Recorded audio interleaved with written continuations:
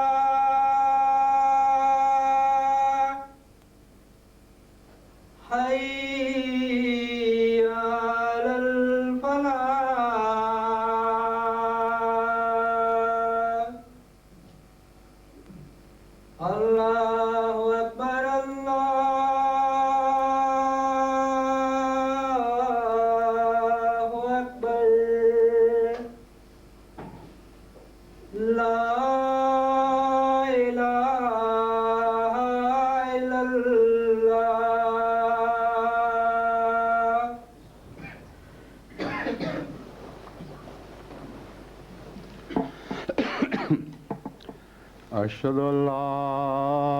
इलाहा इल्लल्लाह वहदहू ला शरीका लहू व अशहदु अन्ना मुहम्मदन अब्दुहू व रसूलुहू अम्मा बअदु फ़अऊज़ु बिल्लाहि मिनश्शैतानिर्रजीम बिस्मिल्लाहिर्रहमानिर्रहीम अल्हम्दुलिल्लाहि रब्बिल आलमीन अर्रहमानिर्रहीम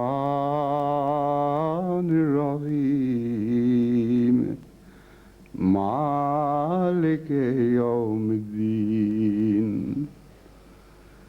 इय्याका नअबुदु व इय्याका नस्तईन इहदिना सिरातल मुस्तकीम सिरातल लज़ीना अन्अमत अलैहिम गैरिल मग़ज़ूबि अलैहिम वलद्दाल्लीन।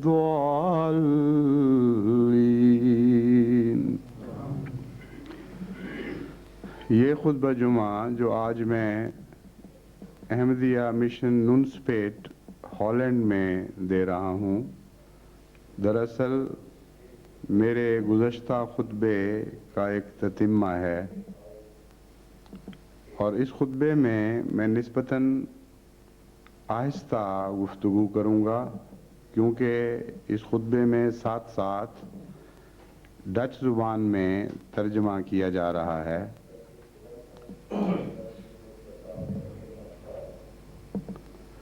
اور جہاں تک میرا گزشتہ تجربہ ہے، یہاں ڈچ ترجمہ کرنے والے وہ انگریزی سے تو بہت اچھا اور ساتھ ساتھ رواں ترجمہ کر لیتے ہیں، مگر ڈچ زبان میں باوجود مہارت کے ساتھ ساتھ تیزی سے ترجمہ کرنے کی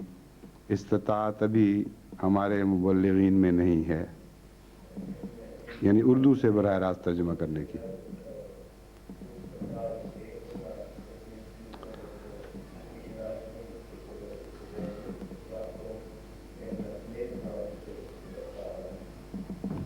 اس لیے فقرے بھی چھوٹے بولنے پڑیں گے تاکہ مضمون کا کوئی حصہ ضائع نہ ہو جائے۔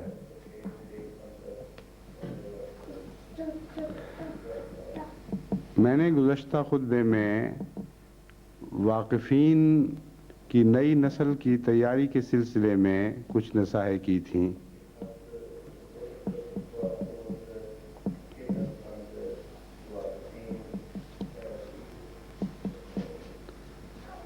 یعنی واقفین کی اس نسل کی تیاری کے سلسلے میں جو اگلی صدی کے تحفے کے طور پر جماعت احمدیہ خدا تعالیٰ کے حضور پیش کر رہی ہے۔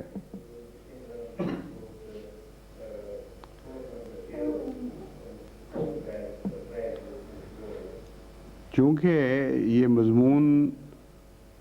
پوری طرح گزشتہ خطبے میں ادا نہیں ہو سکا، بعض پہلو رہ گئے اور بعض مزید وضاحت کے محتاج تھے،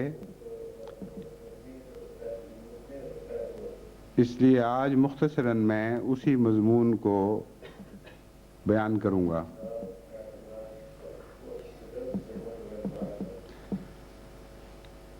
واقفین کی تیاری کے سلسلے میں ان کی بدنی صحت کا بھی خاص طور پر خیال رکھنا ضروری ہے۔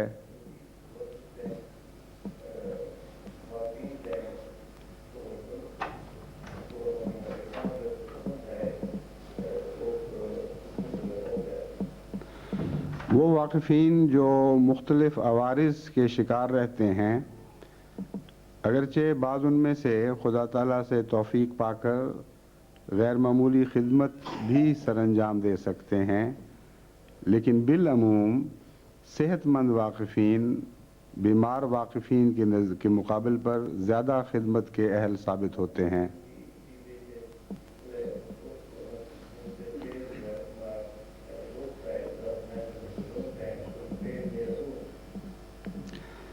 اس لیے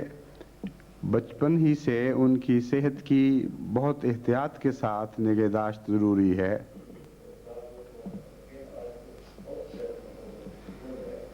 پھر ان کو مختلف کھیلوں میں آگے بڑھانے کی باقاعدہ کوشش کرنی چاہیے۔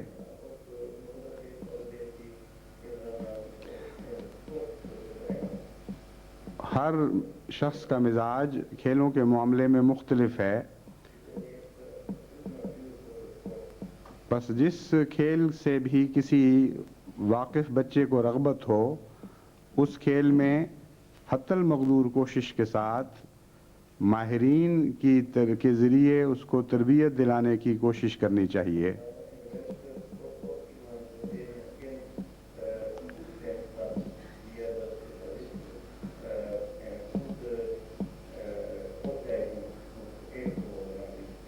بعض دفعہ ایک ایسا مربی جو کسی کھیل میں مہارت رکھتا ہو، محض اس کھیل کی وساطت سے لوگوں پر کافی اثر رسوخ قائم کر لیتا ہے اور نوجوان نسلیں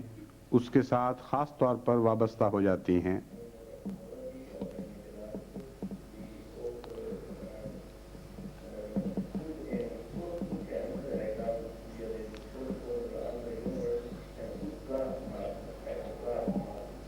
بس ہم تربیت کا کوئی بھی رستہ اختیار کریں، کیونکہ ہماری نیتیں خالص ہیں، اس لیے وہ رستہ خدا ہی کی طرف جائے گا۔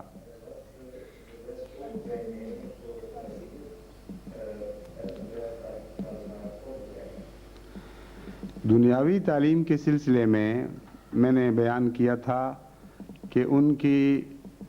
تعلیم کا دائرہ وسیع کرنا چاہیے، ان کے علم کا دائرہ وسیع کرنا چاہیے۔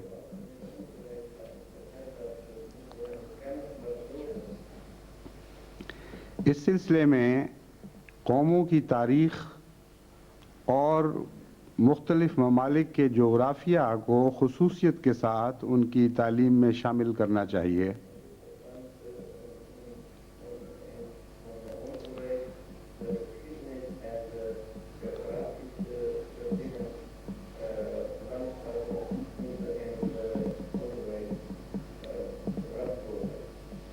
لیکن تعلیم میں بچے کے طبی بچپن کے رجحانات کو ضرور پیش نظر رکھنا ہوگا۔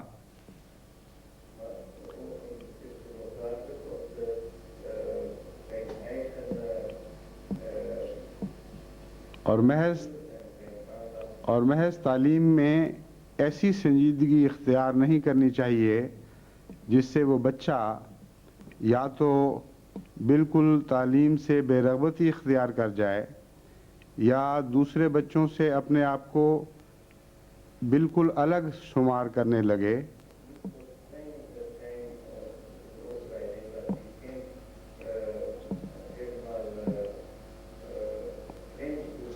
اور اس کا طبی رابطہ دوسرے بچوں سے منقطع ہو جائے۔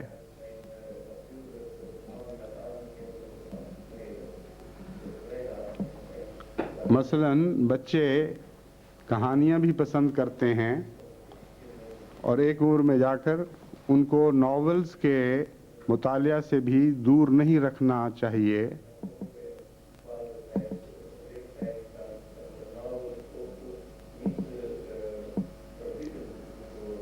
لیکن بعض قسم کی لغو کہانیاں جو انسانی طبیعت پر گندے اور گہرے بد اثرات چھوڑ جاتی ہیں، ان سے ان کو بچانا چاہیے، خواہ نمونے کے طور پر ایک آدھ کہانی انہیں پڑھوا بھی دی جائے۔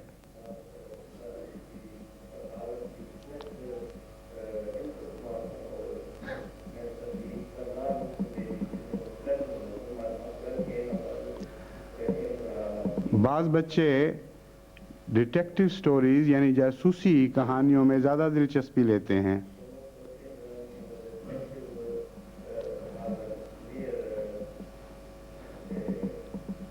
لیکن اگر انہیں اس قسم کی لغو جاسوسی کہانیاں پڑھائی جائیں جیسے آج کل پاکستان میں رائج ہیں، اور بعض مصنف بچوں میں غیر معمولی شہرت اختیار کر چکے ہیں جاسوسی کہانیوں کے مصنف کے طور پر، تو بجائے اس کے کہ ان کا ذہن تیز ہو، ان کی استدلال کی طاقتیں ثاقل ہو جائیں اور زیادہ پہلے سے بڑھ کر ان میں استدلال کی قوت چمکے، وہ ایسے جاہلانہ جاسوسی تصورات میں مبتلا ہو جائیں گے کہ جس کا نتیجہ عقل کے معوف ہونے کے سوا اور کچھ نہیں نکل سکتا۔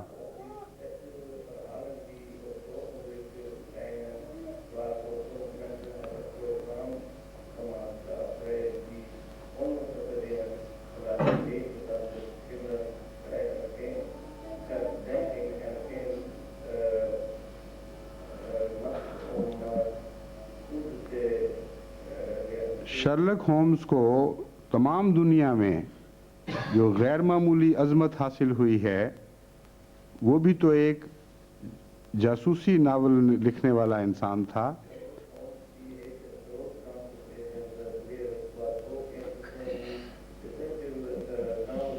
لیکن اس کی جاسوسی کہانیاں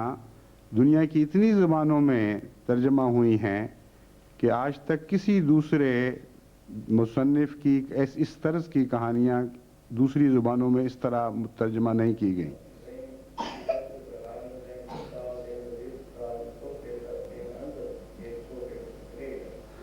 جس طرح شیکسپیئر کے نام پر انگریز قوم کو فخر ہے، اس طرح اس جاسوسی ناول نگار کے نام پر بھی انگریز قوم فخر کرتی ہے۔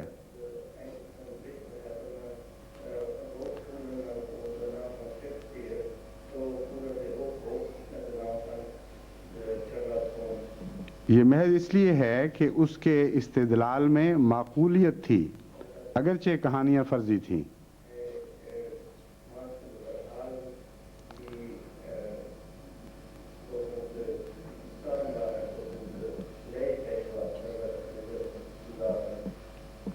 اس لیے اس قسم کی جاسوسی کہانیاں بچوں کو ضرور پڑھائی جائیں جس سے استدلال کی قوتیں تیز ہوں.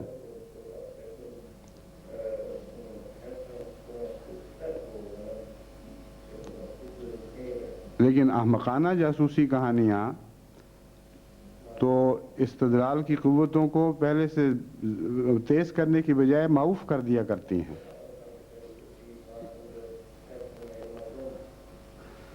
اسی طرح ایک رواج ہندوستان میں اور پاکستان میں آج کل بہت بڑھ رہا ہے اور وہ بچوں کو دیومالائی کہانیاں پڑھانے کا رواج ہے.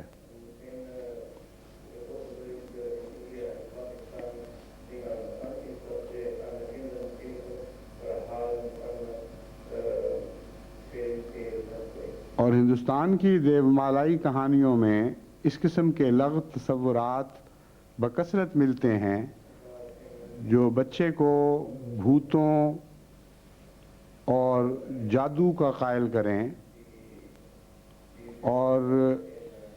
اس قسم کے تصورات اس کے دل میں جاگزین کریں کہ گویا سانپ ایک عمر میں جا کر اس قابل ہو جاتا ہے کہ دنیا کے ہر جانور کا روپ دھار لے. اور اسی طرح جادوگرنیاں اور ڈائنے انسانی زندگی میں ایک گہرا کردار ادا کرتی ہیں. یہ سارے فرضی قصے اگر بڑا پڑھے تو وہ جانتا ہے کہ یہ محض دل بہلاوے کی من گھڑت کہانیاں ہیں، لیکن جب بچہ پڑھتا ہے تو ہمیشہ کے لیے اس کے دل پر بعض اثرات قائم ہو جاتے ہیں.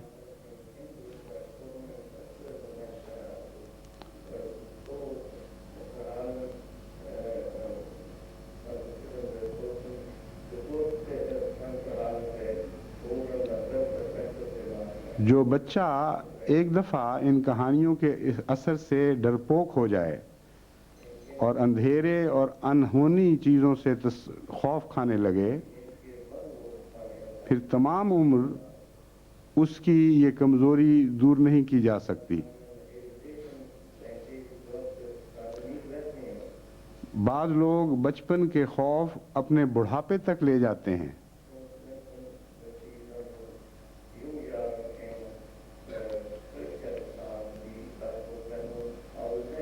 اس لیے کہانیوں میں بھی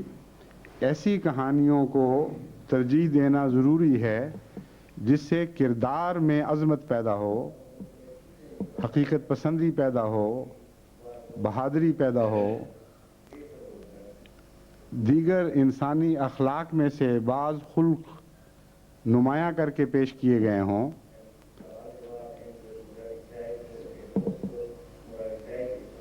ایسی کہانیاں خواہ جانوروں کی زبان میں بھی پیش کی جائیں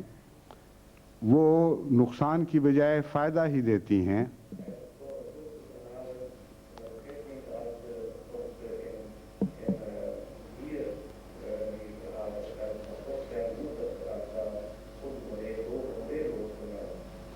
عربی کہانیاں لکھنے والوں میں یہ رجحان پایا جاتا تھا کہ وہ جانوروں کی کہانیوں کی صورت میں بہت سے اخلاقی سبق دیتے تھے.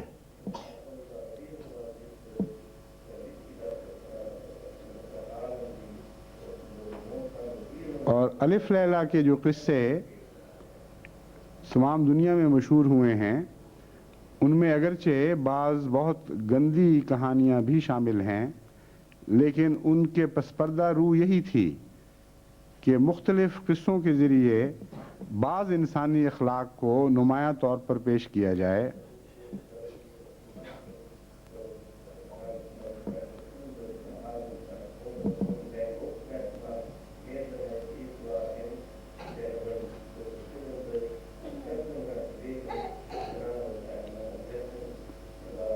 مثلا یہ قصہ کہ ایک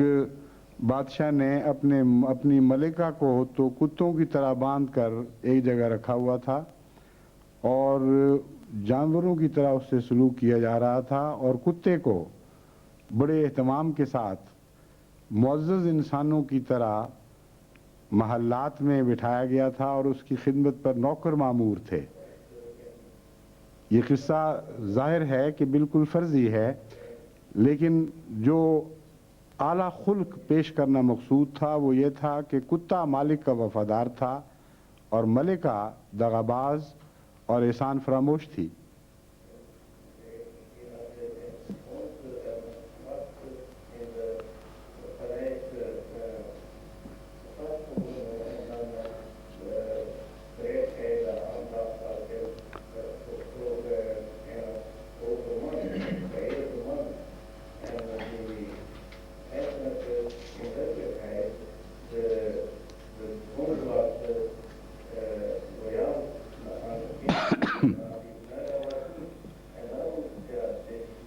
بس ایسی کہانیاں پڑھ کر بچہ کبھی یہ سبق نہیں لیتا کہ بیوی پر ظلم کرنا چاہیے، بلکہ یہ سبق لیتا ہے کہ انسان کو دوسرے انسان کا وفادار اور احسان مند رہنا چاہیے۔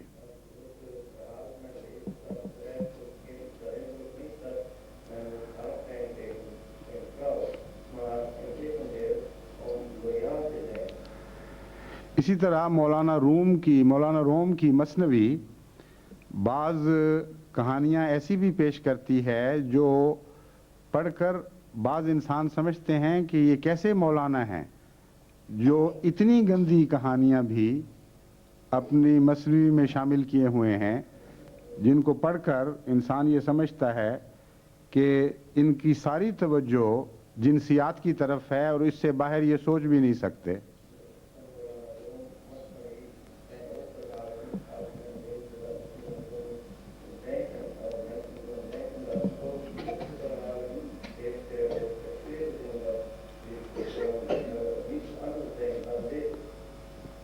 چنانچہ ایک دفعہ لاہور کے ایک معزز غیر احمدی سیاستدان نے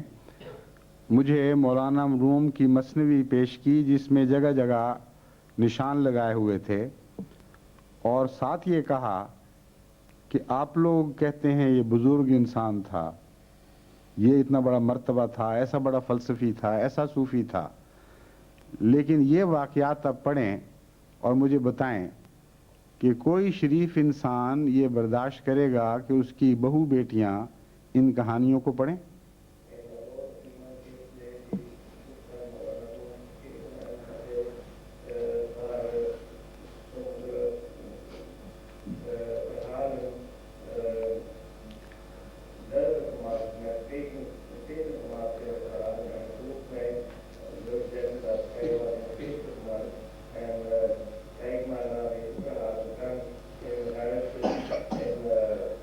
چنانچہ جب میں نے ان حصوں کو خصوصیت سے پڑھا تو مجھے معلوم ہوا کہ نتیجہ نکالنے میں اس دوست نے غلطی کی ہے۔ وہ کہانیاں جنسی سے تعلق رکھتی تھیں، جنسیات ہی سے تعلق رکھتی تھیں، لیکن ان کا آخری نتیجہ ایسا تھا کہ انسان کو جنسی بے راہ روی سے سخت متنفر کر دیتا تھا، اور انجام ایسا تھا جس سے جنسی جذبات کو انگیخت ہونے کی بجائے پاکیزگی کی طرف انسانی ذہن مائل ہوتا تھا۔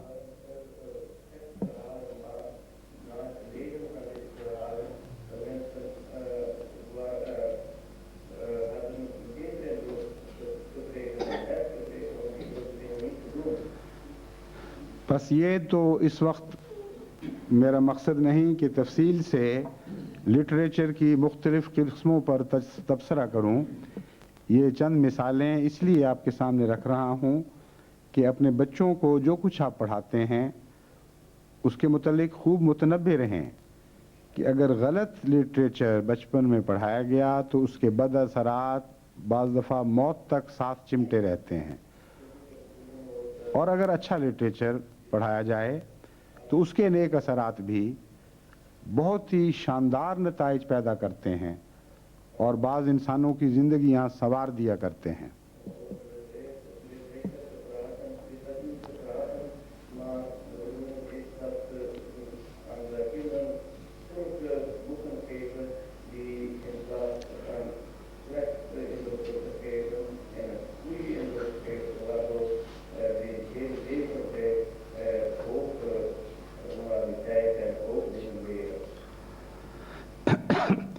جہاں تک زبانوں کا تعلق ہے،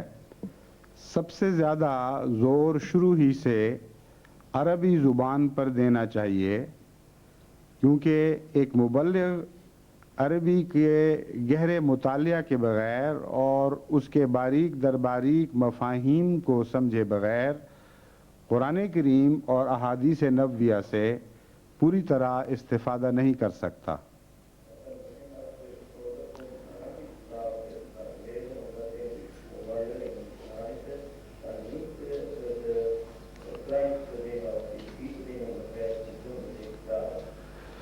اس لیے بچپن ہی سے عربی زبان کے لیے بنیاد قائم کرنی چاہیے، اور جہاں ذرائع میسر ہوں اس کی بول چال کی تربیت بھی دینی چاہیے۔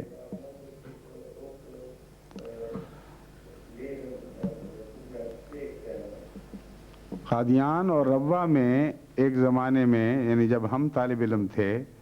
عربی زبان کی طرف تو توجہ تھی، لیکن بول چال کا محاورہ نہیں سکھایا جاتا تھا، یعنی اس توجہ سے نہیں سکھایا جاتا تھا، اس لیے اس کا بھی ایک نقصان بعد میں سامنے آیا۔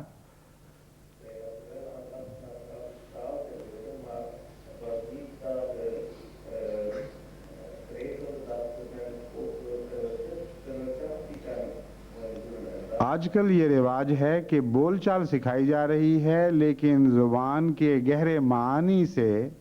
کی طرف پوری توجہ نہیں کی جاتی۔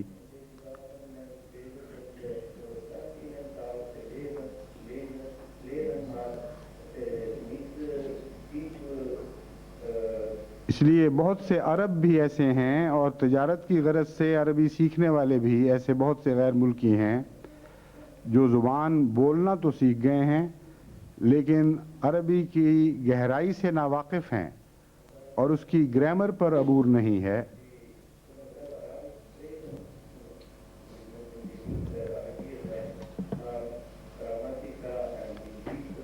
بس اپنی واقفین نسلوں کو ان دونوں پہلوؤں سے متوازن تعلیم دیں۔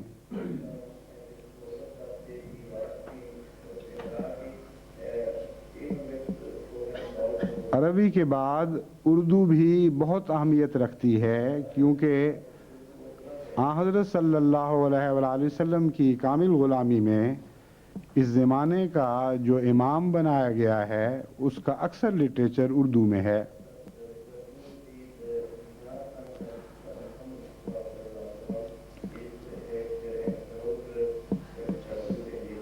اور وہ لٹریچر چونکہ خالصتاً قرآن اور حدیث کی تفسیر میں ہے، اس لیے عرب پڑھنے والے بھی جب آپ کے عربی لٹریچر کا مطالعہ کرتے ہیں تو حیران رہ جاتے ہیں کہ قرآن اور حدیث کی کیسی گہری معرفت اس انسان کو حاصل ہے کہ جو ان لوگوں کو کہ وہم و گمان میں بھی نہیں آ سکتی تھی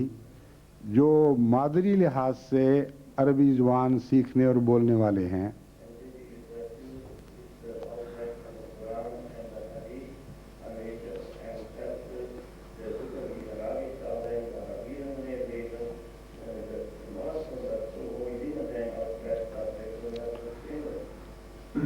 چنانچہ ہمارے عربی مجلہ التقویٰ میں حضرت اقدس مسیح موعود علیہ السلام کے جو اقتباسات شائع ہوتے ہیں ان کو پڑھ کر بعض غیر احمدی عرب علماء کے ایسے عظیم الشان تحسین کے خط ملتے ہیں کہ انسان حیران رہ جاتا ہے۔ بعض ان میں سے مفتیوں کے بیٹے ہیں، اس عظمت کے آدمیوں کے بیٹے ہیں جن کو دین پر عبور ہے اور دین میں معروف مفتی ہیں، ان کا نام لینا یہاں مناسب نہیں، لیکن انہوں نے مجھے خط لکھا کہ ہم تو حیران رہ گئے ہیں دیکھ کر، اور بعض عربوں نے کہا کہ ایسی خوبصورت زبان ہے، ایسی دلکش عربی زبان ہے حضرت مسیح موعود علیہ السلام کی کہ ایک شخص نے کہا کہ میں بہت شوقین ہوں عربی لٹریچر کا، مگر آج تک اس عظمت کا لکھنے والا میں نے کوئی عرب نہیں دیکھا۔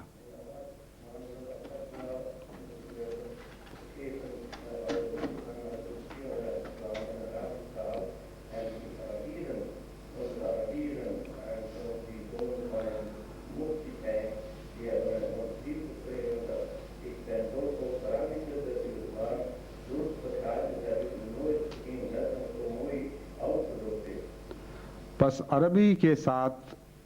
ساتھ حضرت مسیح موعود علیہ السلام کے اردو لٹریچر کا مطالعہ بھی ضروری ہے، اور بچوں کو اتنے معیار کی اردو سکھانی ضروری ہے کہ وہ حضرت مسیح موعود کے علیہ السلام کے اردو لٹریچر سے براہ راست فائدہ اٹھا سکیں۔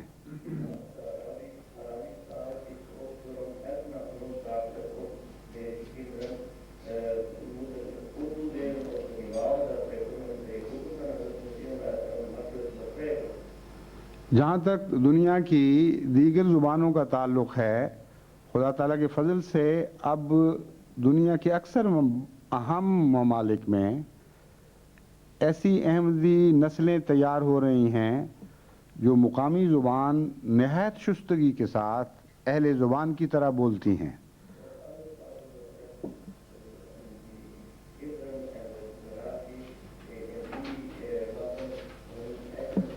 اور یہاں ہالینڈ میں بھی ایسے بچوں کی کمی نہیں ہے جو باہر سے آنے کے باوجود ہالینڈ کی زبان ہالینڈ کے باشندوں کی طرح نہایت شستگی اور صفائی سے بولنے والے ہیں۔ لیکن افسوس یہ ہے کہ ان کا اردو کا معیار ویسا نہیں رہا۔ چنانچہ بعض بچوں سے جب میں نے پوچھا تو معلوم ہوا کہ ہالینڈش زبان میں تو وہ بہت ترقی کر چکے ہیں، لیکن اردو زبان پر عبور خاصا قابل توجہ ہے، یعنی عبور حاصل نہیں ہے اور معیار کا خاصا قابل توجہ ہے۔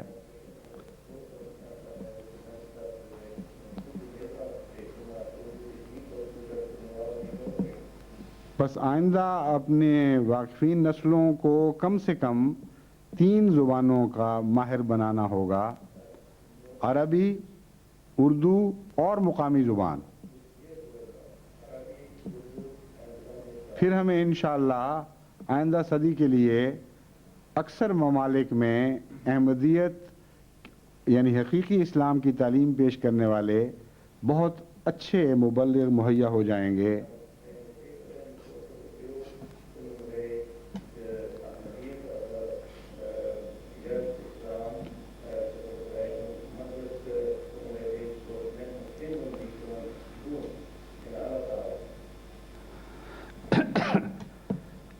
آئندہ جماعت کی ضروریات میں بعض انسانی خلق سے تعلق رکھنے والی ضروریات ہیں جن کا میں نے پہلے بھی ذکر کیا تھا اور اب دوبارہ اس پہلو پر زور دینا چاہتا ہوں۔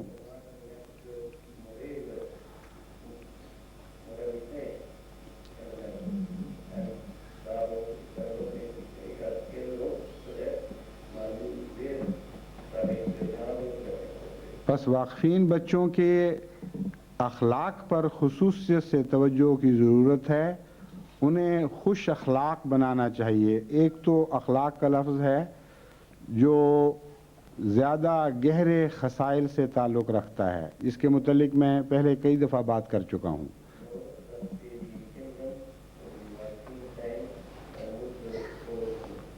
لیکن ایک اخلاق کا معنی عرف عام میں انسان کی میل جول کی اس صلاحیت کو کہتے ہیں جس سے وہ دشمن کم بناتا ہے اور دوست زیادہ۔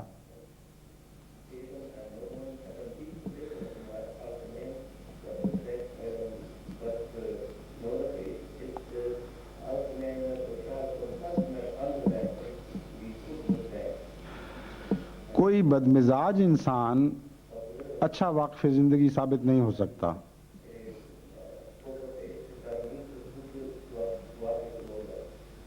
کوئی خشک مزاج انسان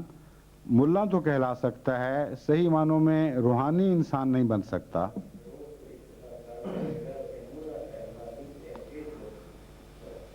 ایک دفعہ ایک واقف زندگی کے متعلق ایک جگہ سے شکایتیں ملیں کہ یہ بدخلق ہے اور تش روئی سے لوگوں سے سلوک کرتا ہے۔ جب میں نے اسے سمجھانے کی کوشش کی تو اس نے جواب دیا کہ سب جھوٹ بولتے ہیں، میں تو بالکل درست اور صحیح چل رہا ہوں، اور ان کی خرابیاں ہیں، جب توجہ دلاتا ہوں تو پھر آگے سے غصہ کرتے ہیں۔ میں نے ان سے کہا کہ خرابیوں کی طرف سب سے زیادہ توجہ تو حضرت محمد مصطفیٰ صلی اللہ علیہ وآلہ وسلم نے دلائی تھی، اور جتنی دوری اس دنیا کے لوگوں کی آپ سے تھی، اس کا 1000واں حصہ بھی جماعت احمدیہ کے نوجوان آپ سے فاصلے پر نہیں کھڑے۔ آن حضرت صلی اللہ علیہ وآلہ وسلم کامل طور پر معصوم تھے، اور آپ خود اپنے اندر کچھ خرابیاں رکھتے ہیں جن سے حضور اکرم صلی اللہ علیہ وآلہ وسلم مخاطب تھے، وہ تمام برائیوں کی آماجگاہ تھے، مگر یہ نوجوان تو کئی پہلوؤں سے سلجھے ہوئے، مجے ہوئے، اور باہر کی دنیا کے جوانوں سے سینکڑوں گنا بہتر ہیں۔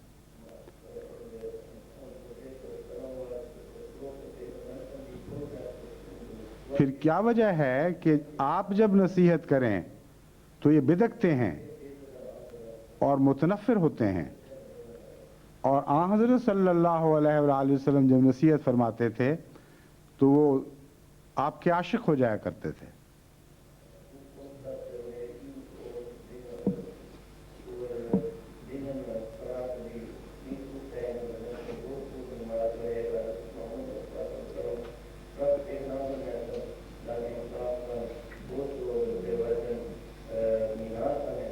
دوسرے میں نے ان سے کہا کہ ایک آدھ شکایت تو ہر مبلغ کے متعلق، ہر ایسے شخص کے متعلق آ ہی جاتی ہے جو کسی کام پر مامور ہو۔ ہر شخص کو وہ راضی نہیں کر سکتا، کچھ لوگ ضرور ناراض ہو جایا کرتے ہیں۔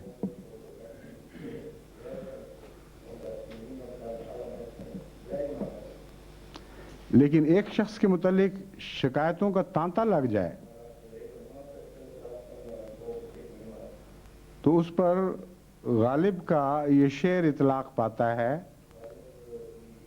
کہ سختی سے ہی کلام میں، لیکن نہ اس قدر کہ جس سے بات اس نے شکایت ضرور کی۔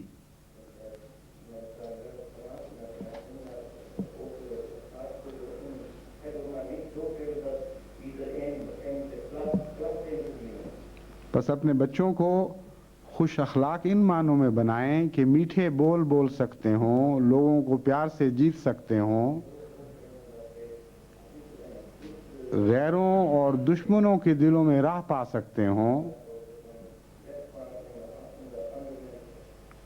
اعلیٰ سوسائٹی میں سرایت کر سکتے ہوں، کیونکہ اس کے بغیر نہ تربیت ہو سکتی ہے، نہ تبلیغ ممکن ہے۔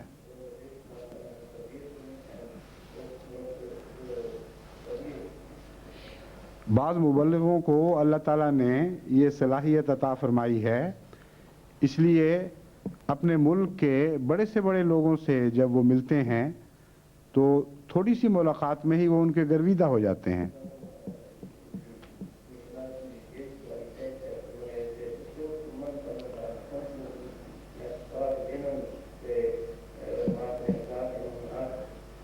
اور اس کے نتیجے میں خدا تعالیٰ کے فضل سے تبلیغ کی عظیم الشان راہیں کھل جاتی ہیں۔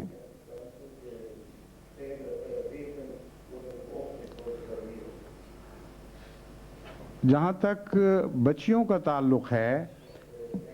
اس سلسلے میں بھی بارہا ماں باپ سوال کرتے ہیں کہ ہم انہیں کیا بنائیں۔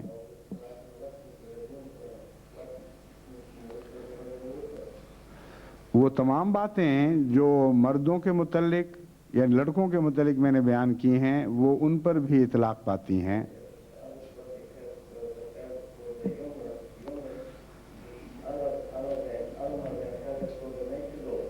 لیکن اس کے علاوہ انہیں گھر گھرستی کی اعلیٰ تعلیم دینی بہت ضروری ہے اور گھریلو اقتصادیات سکھانا ضروری ہے،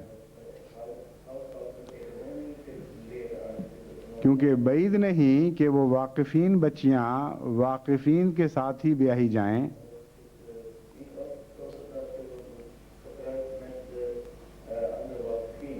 جب میں کہتا ہوں کہ بعید نہیں تو مراد یہ ہے کہ آپ کی دلی خواہش یہی ہونی چاہیے کہ واقفین بچیاں واقفین سے بیاہی جائیں، ورنہ غیر واقفین کے ساتھ ان کی زندگی مشکل گزرے گی، اور مزاج میں بعض دفعہ ایسی دوری ہو سکتی ہے کہ ایک واقف زندگی بچی کا اپنے غیر واقف خاوند کے ساتھ مذہب میں اس کی کم دلچسپی کی وجہ سے گزارا نہ ہو۔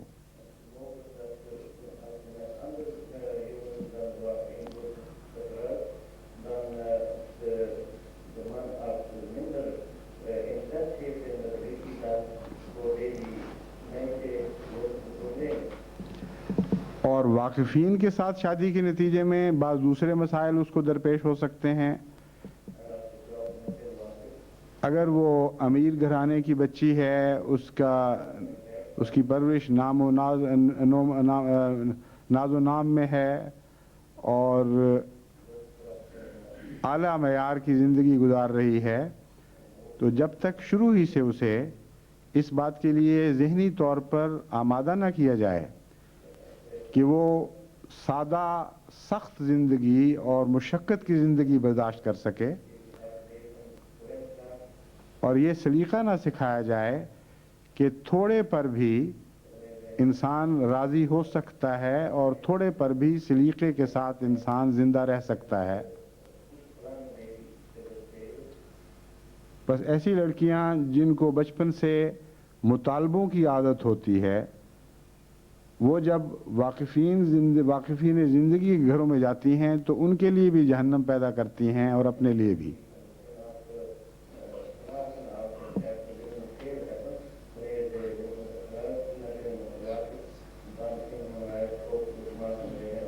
مطالبے میں فی ذات ہی کوئی نقص نہیں، لیکن اگر مطالبہ توفیق سے بڑھ کر ہو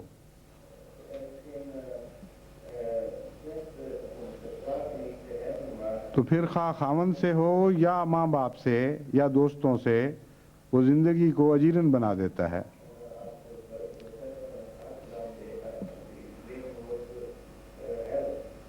اللہ تعالیٰ نے ہمیں اس معاملے میں ایک ایسا خوبصورت سبق دیا جب فرمایا لا یکلف اللہ نفسا الا وسعہا، کہ خدا کسی کی توفیق سے بڑھ کر اس سے مطالبہ نہیں کرتا، تو بندوں کا کیا حق ہے کہ توفیق سے بڑھ کر مطالبے کریں۔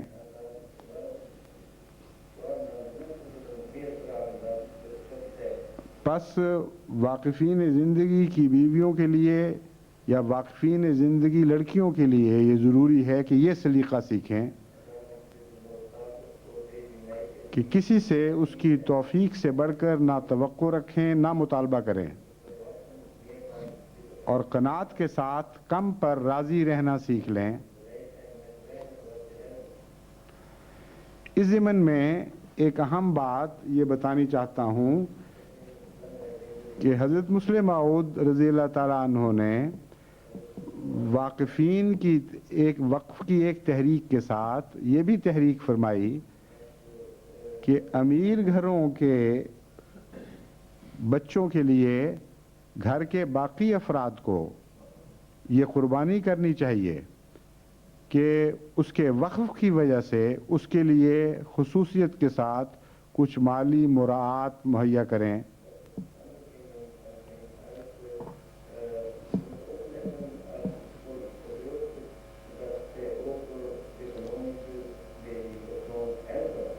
اور یہ سمجھیں کہ جتنا مالی لحاظ سے اس کو بے نیاز بنائیں گے اتنا بہتر رنگ میں وہ قومی ذمہ داریوں کی امانت کا حق ادا کر سکے گا۔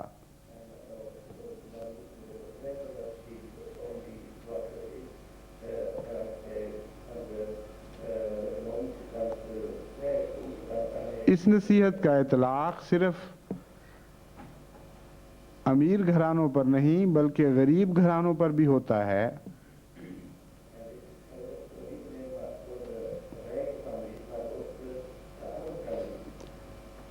ہر واقف زندگی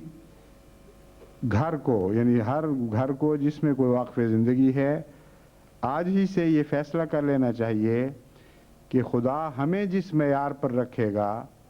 ہم اپنے واقف زندگی تعلق والے کو اس سے کم معیار پر نہیں رہنے دیں گے.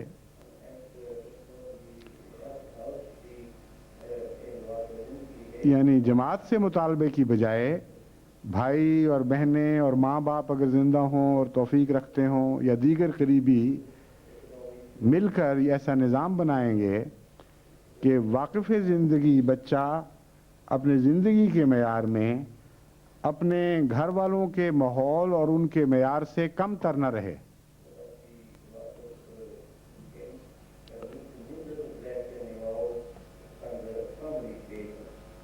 چنانچہ ایسے بچے جب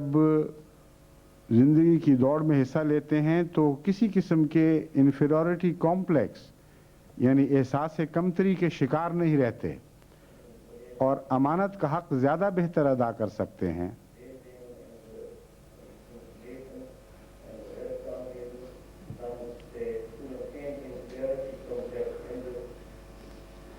جہاں تک بچیوں کی تعلیم کا تعلق ہے اس میں خصوصیت کے ساتھ تعلیم دینے کی تعلیم دلوانا یعنی ایجوکیشن کی انسٹرکشن جسے بیچلر ڈگریز ان ایجوکیشن غالباً کہا جاتا ہے، BDE یا جو بھی اس کا نام ہے. مطلب یہ ہے کہ ان کو استانیہ بننے کی ٹریننگ دلوانا، خواہ ان کو استانی بنانا ہو یا نہ بنانا ہو، ان کے لیے مفید ثابت ہو سکتا ہے.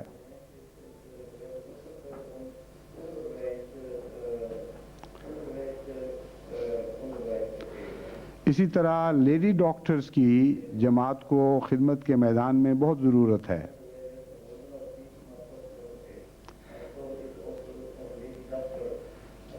پھر کمپیوٹر اسپیشلسٹ کی ضرورت ہے اور ٹائپسٹس کی ضرورت ہے، اور یہ سارے کام عورتیں مردوں کے ساتھ ملے جلے بغیر سوائے ڈاکٹری کے باقی سارے کام عمدگی سے سر انجام دے سکتی ہیں.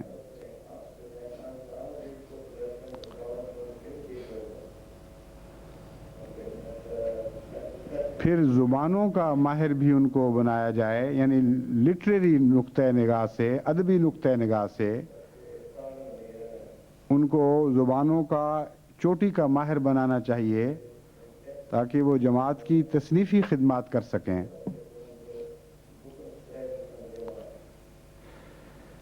اس طرح اگر ہم سب اپنے آئندہ واقفین نسلوں کی نگہداشت کریں اور ان کی پرورش کریں، ان کو بہترین واقف بنانے میں مل کر جماعتی لحاظ سے اور انفرادی لحاظ سے صحیح کریں، تو میں امید رکھتا ہوں کہ آئندہ صدی کے اوپر جماعت احمدیہ کی اس صدی کی نسلوں کا ایک ایسا احسان ہوگا کہ جسے وہ ہمیشہ جذبہ تشکر اور دعاؤں کے ساتھ یاد کریں گے.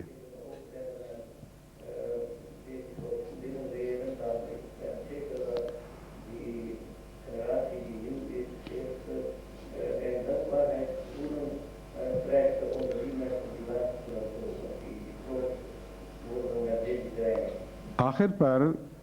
یہ بتانا ضروری ہے کہ سب سے زیادہ زور تربیت میں دعا پر ہونا چاہیے. یعنی ان بچوں کے لیے ہمیشہ دردمندانہ دعائیں کرنا اور ان بچوں کو دعا کرنا سکھانا اور دعا کرنے کی تربیت دینا تاکہ بچپن ہی سے یہ اپنے رب سے ایک ذاتی گہرا تعلق قائم کر لیں اور اس تعلق کے پھل کھانے شروع کر دیں.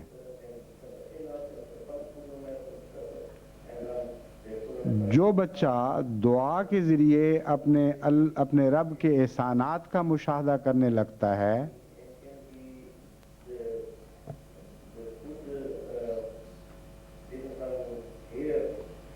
وہ بچپن ہی سے ایک ایسی روحانی شخصیت حاصل کر لیتا ہے جس کا مربی ہمیشہ خدا بنا رہتا ہے، اور دن بدن اس کے اندر وہ تقدس پیدا ہونا شروع ہو جاتا ہے جو خدا کے سچے تعلق کے بغیر پیدا نہیں ہو سکتا، اور دنیا کی کوئی تعلیم اور کوئی تربیت وہ اندرونی تقدس انسان کو نہیں بخش سکتی جو خدا تعالیٰ کی معرفت اور اس کے پیار اور اس کی محبت کے نتیجے میں نصیب ہوتا ہے۔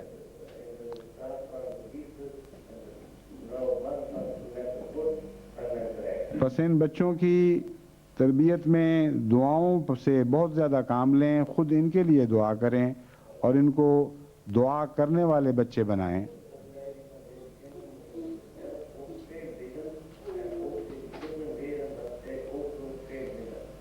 میں امید رکھتا ہوں کہ ان ذرائع کو اختیار کر کے انشاءاللہ تعالی جماعت کے سپرد کرنے سے پہلے ہی یہ بچے ہر قسم کے حسن سے آراستہ ہو چکے ہوں گے، اور ایسے ماں باپ بڑی خوشی کے ساتھ اور کامل اطمینان کے ساتھ ایک ایسی قربانی خدا کے حضور پیش کر رہے ہوں گے جسے انہوں نے اپنی توفیق کے مطابق خوب سجا کر اور بنا کر خدا کے حضور پیش کیا ہوگا۔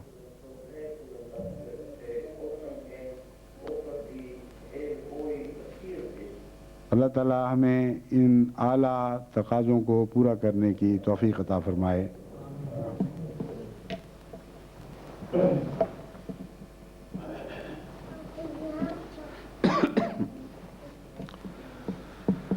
الحمدللہ نحمده ونستعینه ونستغفره ونؤمن به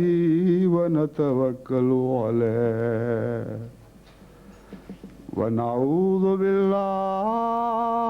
من شرور انفسنا ومن سیئات اعمالنا من یهده اللہ فلا مضل له ومن يضلله فلا هادي له ونشهد أن لا إله إلا الله وحده لا شريك له ونشهد أن محمدا عبده ورسوله عباد اللہ رحمکم اللہ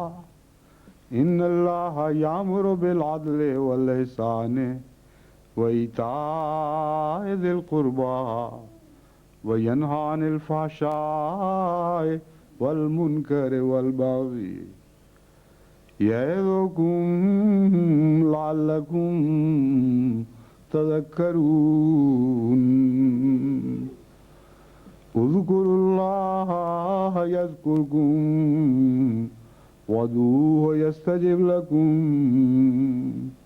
ولذکر اللہ اکبر۔